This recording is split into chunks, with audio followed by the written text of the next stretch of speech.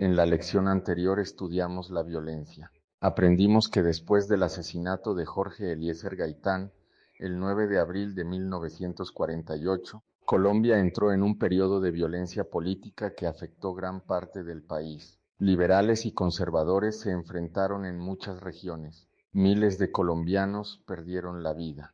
Muchas familias fueron desplazadas.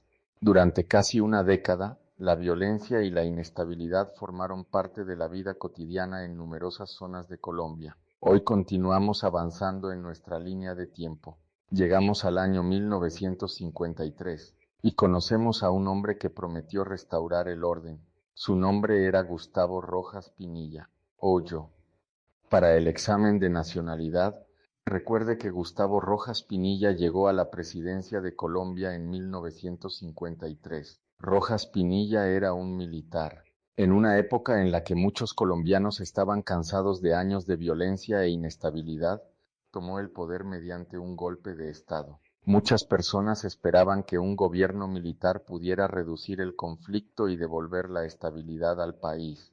Para comprender por qué Rojas Pinilla llegó a ser tan importante, debemos recordar la situación que vivía Colombia en aquel momento. La violencia había generado miedo e incertidumbre. Las divisiones políticas seguían siendo profundas. Muchos colombianos buscaban una solución. Inicialmente, Rojas Pinilla contó con un importante apoyo popular. Su gobierno promovió la pacificación y buscó disminuir la violencia que afectaba especialmente a las zonas rurales. Algunos grupos armados entregaron sus armas. Muchos ciudadanos creyeron que finalmente era posible alcanzar la paz. Al mismo tiempo, Rojas Pinilla impulsó proyectos de modernización. Consideraba que Colombia debía convertirse en una nación más moderna y mejor conectada. Su gobierno promovió obras públicas, infraestructura, transporte y comunicaciones. Hoyo. Uno de los logros más recordados del gobierno de Rojas Pinilla fue la llegada de la televisión a Colombia. Las transmisiones de televisión comenzaron en 1954. Para muchos colombianos, esto representó un símbolo de modernización y progreso nacional. Otro cambio importante estuvo relacionado con la participación de las mujeres en la vida política. Durante este periodo avanzaron las reformas que ampliaron los derechos políticos de las mujeres. Las mujeres colombianas participarían plenamente en los procesos electorales nacionales. Esto representó un paso fundamental en el desarrollo de la democracia colombiana. Hoyo. Para el examen, recuerde que el gobierno de Rojas Pinilla está estrechamente asociado con la modernización del país, la llegada de la televisión y la ampliación de los derechos políticos de las mujeres. Sin embargo, con el paso del tiempo, el apoyo a Rojas Pinilla comenzó a disminuir. Algunos colombianos manifestaron preocupación por la concentración de poder en el gobierno. Otros criticaron las restricciones a la oposición política y a la libertad de prensa. Las tensiones políticas aumentaron. La oposición creció tanto entre liberales como entre conservadores. Este hecho es importante porque produjo algo poco común en la política colombiana. Durante muchos años, liberales y conservadores habían sido adversarios. Ahora, ambos partidos comenzaron a colaborar para oponerse al gobierno. Hoyo.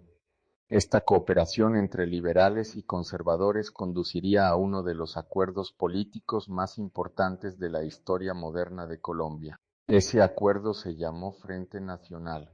En 1957, Rojas Pinilla dejó el poder. Su salida marcó el final de su gobierno y abrió el camino para una nueva etapa política. Los dirigentes de los partidos liberal y conservador buscaron una fórmula para reducir los conflictos y evitar el regreso de la violencia partidista. La solución fue el Frente Nacional.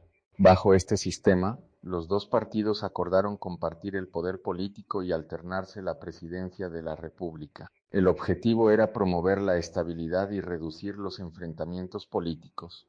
Por esta razón, muchos historiadores consideran que el gobierno de Rojas Pinilla fue un puente entre dos periodos fundamentales de la historia colombiana. De un lado estaba la violencia, del otro lado estaba el Frente Nacional.